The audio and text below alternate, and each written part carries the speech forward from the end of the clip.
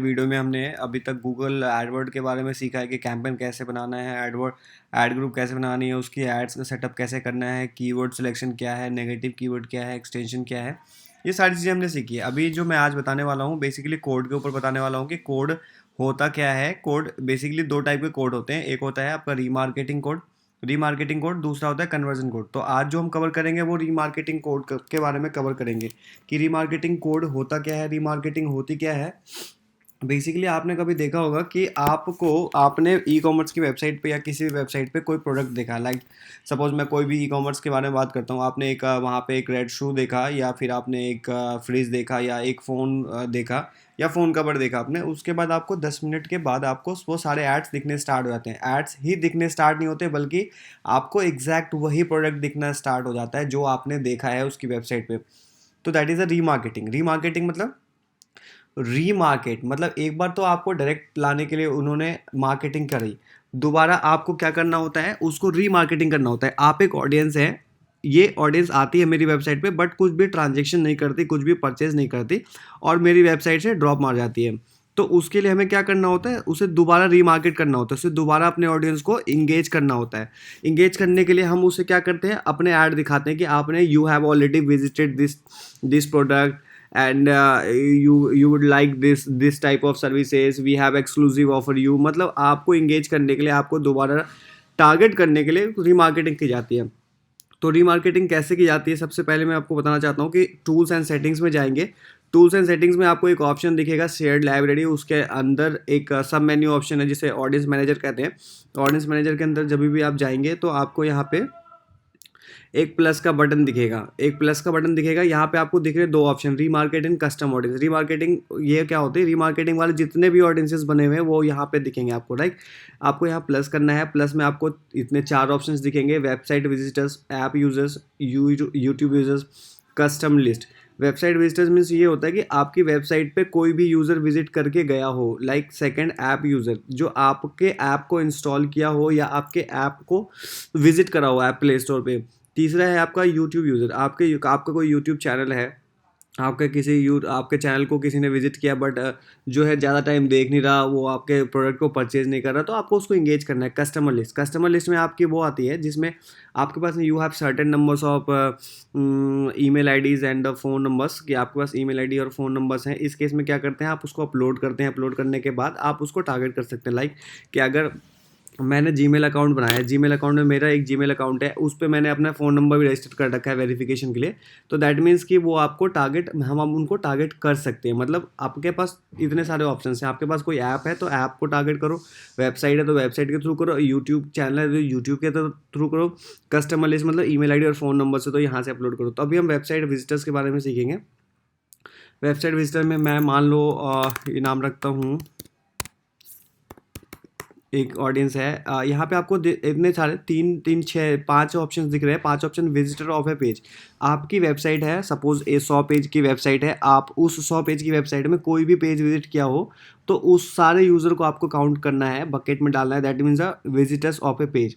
दूसरा ऑप्शन है visitor of a page who also visited another page. मतलब एक यूज़र आपकी वेबसाइट पे आता है और दूसरा पेज भी विजिट करता है, तो मुझे सिर्फ वही यूज़र चाहिए जो एक पेज के साथ दूसरे पेज पे विजिट करता है, राइट। तीसरा ऑप्शन है visitors of a page who didn't visit another page. It means कि आपका एक यूज़र आता है आपकी वेबसाइट पे, विजिट करता है, बट विजिट करने के बाद वो दूसरा पेज नहीं विजिट करता। Who didn't visit another page मतलब कोई भी एक पेज विजिट करा, उसने दूसरा पेज नहीं करा। तो मुझे सिर्फ और सिर्फ उस टाइप के यूज़र चाहिए।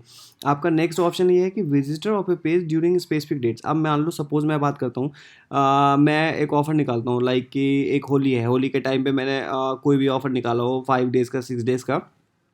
तो मैं क्या देखता हूँ, सर्टेनली 5 और 6 डे में मेरे नए नए यूज़र आ रहे हैं। तो मुझे क्या करना है, उन सारे यूज़र का ही एक फनल बनाना है। फनल मीन्स एक बकेट बनाना है। बकेट मीन्स एक ऑडियंस लिस्ट बनानी है। तो मैं क्या करता हूँ, visitor of a page during specific time.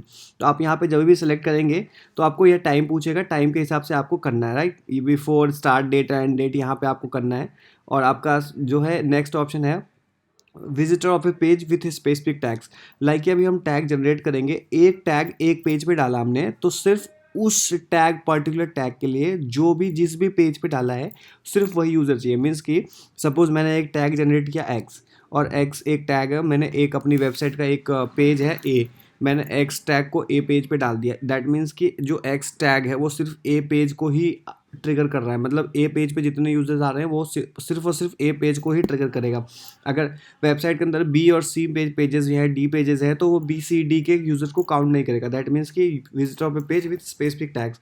तो मैक्सिमम हर किसी की अपनी मार्केटिंग में स्ट्रैटेजी होती है, तो मैक्सिमम जो है जेनेरिक 90-95% लोग यूज़ करते हैं वो विजिट ऑफ ए पेज करते हैं कि मेरे वेबसाइट पे किसी भी पेज पे कोई भी यूज़र आया हो उस सारे यूज़र की लिस्ट बनाओ और उसका एक बकेट बनाओ। लाइक अभी मैं बात करता हूँ मेरी वेबसाइट की, अभी मैं जस्ट ये उसमें है, मैं बात करता हूँ educationlag.com। educationlag.com को मैंने कॉपी करा और मैंने यहाँ पेस्ट करा। पेस्ट करने से क्या होता है, पेज URL कंटेंट्स, मतलब educationlag.com/कंटेंट्स मतलब ये होता है कि इसके बाद वाले सब URL जितने भी हैं उस सबको काउंट करेगा। लाइक कि मैं बात करता हूँ एक, अभी इसकी सिर्फ मेरा ये होम पेज है, मैं बीटेक पे क्लिक करता हूँ, राइट। बीटेक पे क्लिक करने के बाद जो /बीटेक करके खुलेगा, या फिर ये टॉप 50 बीटेक कॉलेजेस, सपोज ये खुल गया ना, top BTech colleges list education लेग, तो आपके ये क्या हो गए, सब URL हो गए। सब URL मीन्स इसे टेक्निकल लैंग्वेज में बोलते हैं कि पेज URL कंटेंट्स। ये वाली चीज़ जो है वो आपकी मैंडेटरी होगी ही होगी, इसके बाद जितने भी URL आएंगे वो सारे के सारे ऐड हो जाएंगे, राइट। तो ये करते हैं। अब प्रीफिल ऑप्शन, प्रीफिल ऑप्शन में दो ऑप्शन आपको दिख रहे होंगे। पहला है कि prefill list with people who match the rules with in the past 30 days, मतलब ये कह रहा है कि आपके यूज़र में जिन्होंने पिछले 30 दिन से विजिट करा हो, आप उसको भी अपने लिस्ट में काउंट करना चाहते हैं या नहीं करना चाहते हैं। अगर आप करना चाहते हैं तो आप इस वाले ऑप्शन को ले, नहीं करना चाहते तो start with an empty list करें। देखो अभी यहाँ पे मैं पहले वाले ऑप्शन पे क्लिक करता हूँ तो आपको कुकीज़ दिख रहे हैं, यहाँ पे कुकीज़ में 0 आ रहे हैं, राइट। लेकिन मेरी वेबसाइट पे कोई विजिटर कुछ खास नहीं था, इस वजह से वो 0 आ रहा है। अदरवाइज आपकी वेबसाइट पे अगर विजिटर्स हैं तो वो अपने आप नंबर काउंट होकर पॉपुलेट होकर वो आपको नंबर शो करता है।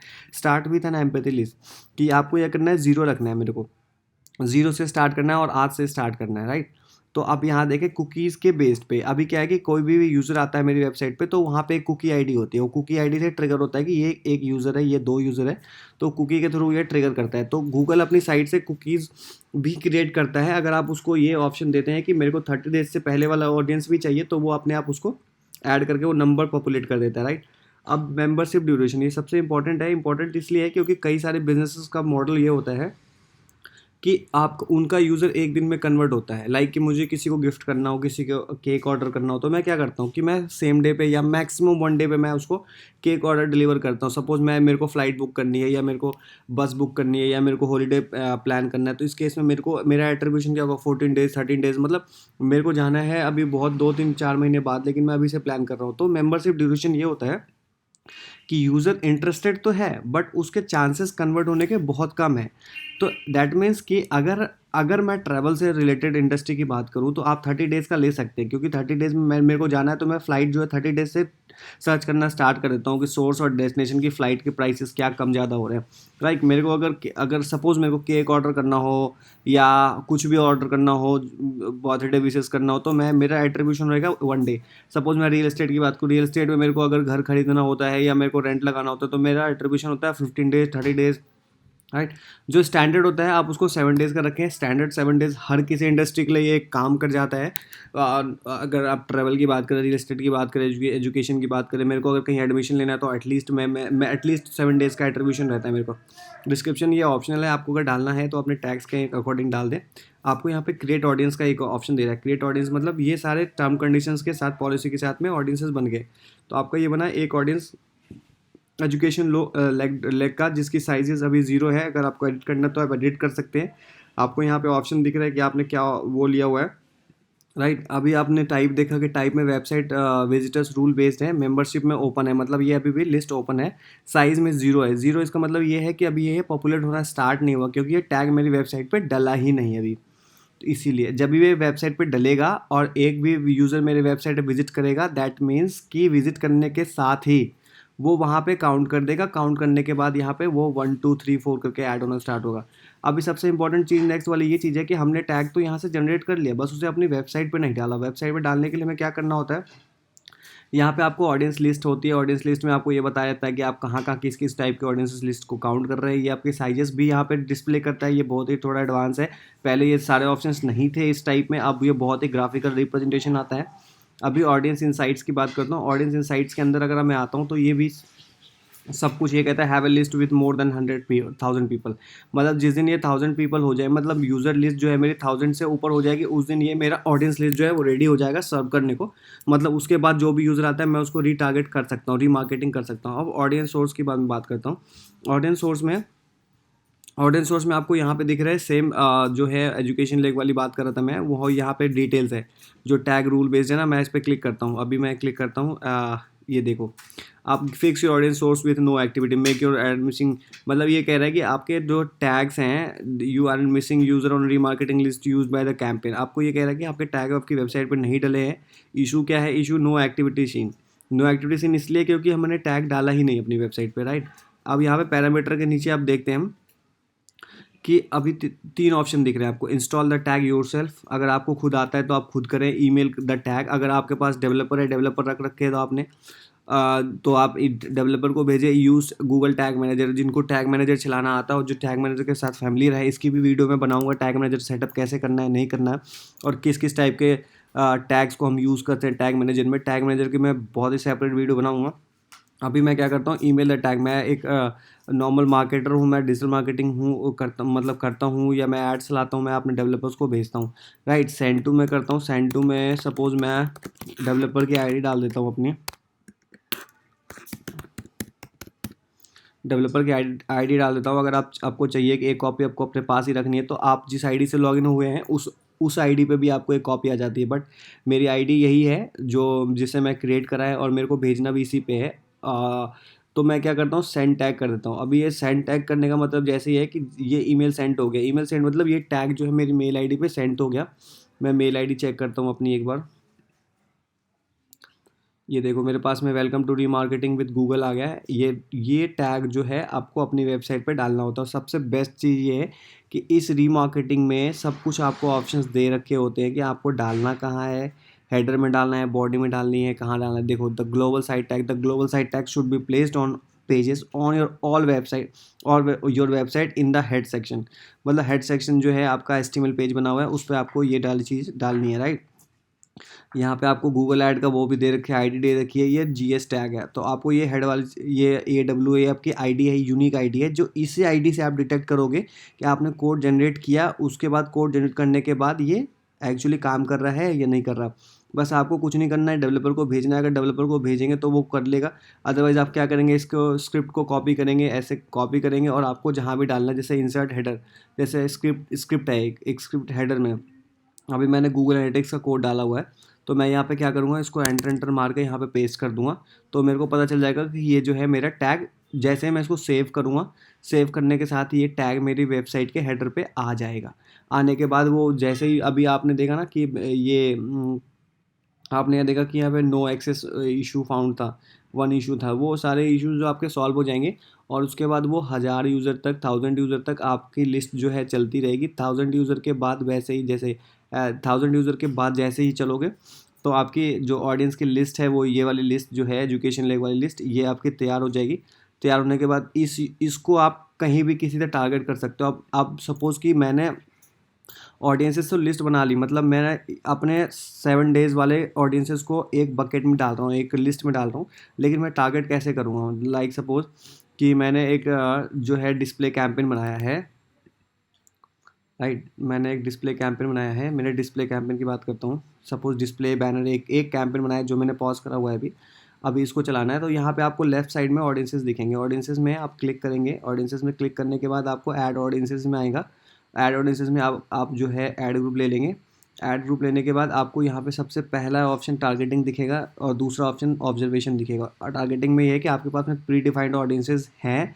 ऑब्जर्वेशन में है कि आपके ऐड चलने के बाद जो है गूगल आपको ऑब्जर्व करने के बाद बताता है कि आप ये सारे ऐड ले सकते हैं। देखो ब्राउज में क्या करते हैं, ब्राउज में आपको यहाँ पे सबसे नीचे वाला ऑप्शन दिख रहा है, how they have interacted with your business. मतलब वो पहले ही आपके बिजनेस के साथ इंटरेक्ट हो चुके हैं। तो आपको क्या करना है, वेबसाइट विजिटर्स वाले लेने। ये देखो एजुकेशन लेग, ये जैसे ही मैं लूँगा इसको, ये अभी तो ज़ीरो यहाँ पे काउंट आ रहा है। ये देखो अभी आपको ज़ीरो दिख रहा है, ज़ीरो इंप्रेशन दिख रहा है, क्योंकि मेरे पास में यूज़र ही नहीं है। ये जैसे ही आपके 1000 यूज़र से हो जाते हैं, तो ये आपको इंप्रेशन बता देगा कि कितने इंप्रेशन मिल सकते हैं। आप उसको यहाँ पे सेव कर देंगे। सेव करने के बाद जैसे ही वो देखो too small target for the display network, अभी जैसे ये अपने आप खुद ही जिसने डिस्प्ले कर दिया मैसेज को, टू स्मॉल टू टारगेट। अभी ये कह रहा है ना, an audience list must have at least 100 active user member for ad to show. मतलब 100 एक्टिव मेंबर्स चाहिए आपके ऐड को शो करने के लिए डिस्प्ले नेटवर्क पे। तो आपको ये ध्यान रखना पड़ेगा, जैसे ही आपके 100-200 यूज़र हो जाएंगे उसके बाद आपके ऐड सर्व होने स्टार्ट हो जाएंगे। तो बेसिकली आज की क्लास में हमारा रीमार्केटिंग यही था। रीमार्केटिंग टैग्स होते क्या हैं, जनरेट कैसे करते हैं, क्यों यूज़ करते हैं, और बाकी जो कॉम्पिटिटर हैं या बाकी मार्केटर्स हैं वो किस तरह यूज़ करते हैं, मैंने वो बता दिया। बेसिकली मैंने टैग जनरेट करना सिखाया, टैग को जनरेट करने के बाद वेबसाइट पे डालना बताया, वेबसाइट डालने के बाद उसकी ऑडियंसेस पॉपुलेट होने स्टार्ट हो जाएंगी, वो बताया मैंने। ऑडियंसेस पॉपुलेट होने के बाद वो आपको किसी भी कैंपेन में कैसे यूज़ करना है तो वो बता दिया मैंने। आज की क्लास में फ़िलहाल हम रीमार्केटिंग पे ही रखते हैं। इसके बाद हम बात करेंगे कन्वर्जन कोड पे कि कन्वर्जन कोड कैसे करते हैं, नहीं करते हैं। तो अभी अगर आपको कुछ भी डाउट हो तो आप इस पर कमेंट डाल दें मेरे वीडियो पे, और अगर आपको उसके अलावा कुछ चाहिए तो आप मेरी मेल आईडी है, मेल आईडी rakeshroshan629@gmail.com है। आप मुझे उस मेल आईडी पे अपने पिंग कर दें अपने क्वेश्चन के साथ, मैं वहाँ पे आंसर दे दूँगा। अदरवाइज़ इसके रिलेटेड आपको कुछ और वीडियोस चाहिए तो आप प्लीज़ मेरे को कमेंट बॉक्स में देना, मैं कमेंट बॉक्स में उसे कर दूँगा। अगर आपने सब्सक्राइब भी नहीं करा तो आप, अगर आपको लगता है कि यूज़फुल है तो आप सब्सक्राइब कर लेना इसे, ताकि नेक्स्ट वीडियोज़ जो बनती रहेंगी वो आप तक आती रहेंगी। Thank you so much.